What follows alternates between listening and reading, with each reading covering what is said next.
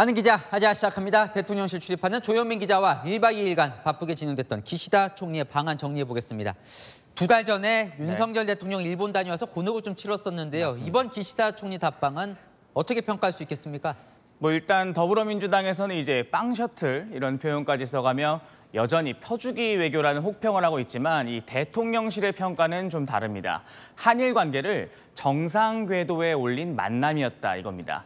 12년 만에 이 한일 정상 간 셔틀 외교가 복원되면서 갈등 관계였던 이 한일 관계가 발전적으로 나아갈 수 있는 토대가 만들어진 것은 분명히 성과라고 볼 수 있겠습니다. 문제는 앞으로겠죠. 이 두 정상이 과거사를 포함해 미래까지 이 한일 관계에 있어 가시적인 성과를 낸다면 이번 만남은 물론 큰 의미를 가지게 될 겁니다. 별다른 성과 없이 갈등과 반목하는 이 한일 관계로 되돌아간다면 또 하나의 쇼로 기록되겠죠. 이번 방안에서 주목받는 거 결국 기시다 총리의 과거사 발언일 것 같습니다. 네. 자, 대통령실도 예측을 못했던 발언이라고요? 맞습니다. 이 과거사 발언을 하겠다는 의중을 기시다 총리가 윤 대통령에게 드러낸 게 어제 소인수 회담 때였다는 게 대통령실 설명입니다. 기시다 총리의 과거사 관련 발언에 대해 사전 논의도 요청도 없었다는 게 이 대통령실의 설명입니다. 강제징용에 대해 선제적으로 해법을 내놓으면서 여론의 반발을 샀던 대통령실 입장에선 어제 기시다 총리에 호응하는 이 발언이 분명 반가웠을 겁니다. 私自身、当時、厳しい環境の下で多数の方々が大変苦しい、そして悲しい思いをされたことに心が痛む思いです。 물론 이 징용이라고 명시하지 않은 점, 또 개인 생각이라는 단서를 단 점 등 때문에 평가가 좀 엇갈리는 부분도 있지만 대통령실은 12년간 냉각된 이 한일 관계를 생각하면 중요한 진전이다 이렇게 평가했습니다. 자, 이것도요. 다음 주에 히로시마 방문 때 함께 한인 원폭 피해자 위령비를 참배하자. 네. 일본의 이 제안도 좀 눈여겨볼 만한 것 같습니다. 맞습니다. 2차 세계대전 당시 히로시마 원폭 투하로 숨진 이 한국인들을 기리기 위해 세워진 위령비에는 이 위령비가 누구를 기리기 위해 만든 것인지에 대한 그 유래가 좀 더 구체적으로 적혀 있습니다. 당시 히로시마에는 한국인이 군인, 군속, 그리고 징용공, 동원학도로 살고 있었다 이렇게 표현돼 있습니다. 저 문구를 보면 진용공 이게 단어가 눈에 띄네요. 맞습니다. 기시다 총리의 발언이 이 사과냐 혹은 유감이냐 의견이 분분하겠지만 발언과 함께 이 위령비 참배를 먼저 제안한 것은 강제징용 피해자에 대한 추가적인 행동을 보이겠다는 의지로 볼 수 있는 부분입니다.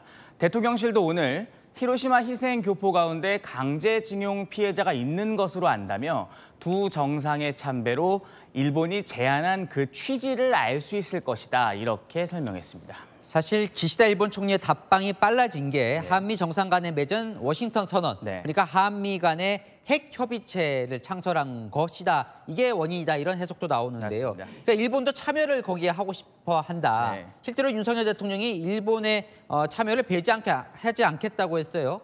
맞습니다. 어제 나왔던 발언이기도 한데요. 이 외교가에서는 이미 워싱턴 선언 때 일본의 참여를 좀 예정한 게 아니냐 이런 말도 나오고 있습니다. 한미 핵 협의 그룹이라는 용어에서 이 그룹이란 표현을 썼기 때문입니다. 일반적으로 1대1인 경우에는 이 그룹이라는 표현이 좀 어색하잖아요. 대통령실은 NCG는 한미 간 1대1 그룹일 뿐 일본까지 포함하는 이 확대 방안에 대해서는 고려하지 않는다고 정리했지만 또 한편으로 오늘은 NCG가 출범하게 되면 일본과 협력도 검토할 수 있지 않을까 생각한다. 이런 발언이 추가로 나오기도 했습니다. 과거사와 반대로 이 핵협의그룹 NCG 부분은 사실 일본이 필요로 하는 부분이다 보니까 어쨌든 이번 만남에서 일본이 얻어간 것으로 볼 수 있지 않냐 이런 해석도 나오고 있습니다. 이 후쿠시마 오염수 시찰단은 우리가 얻어낸 겁니까? 아니면 야당 주장대로 우리가 들러리만 서게 되는 겁니까? 이 제3국에게 유일하게 이 시찰을 허용한 사례인 만큼 한일 관계 개선 과정의 성과로 볼 수 있다는 게 대통령실 시각입니다. 하지만 시찰을 간다고 방류를 막을 수 있냐? 방류 명분만 주는 거 아니냐는 우려의 시각도 분명 존재합니다. 대통령실 고위 관계자는 한국 국민의 이 불안을 초래할 어떤 조치도 취하지 않겠다는 기시다 총리의 어제 발표를 언급하면서 단순히 둘러보는 것을 의미하지는 않는다. 일단 선을 긋고 있는 상황입니다.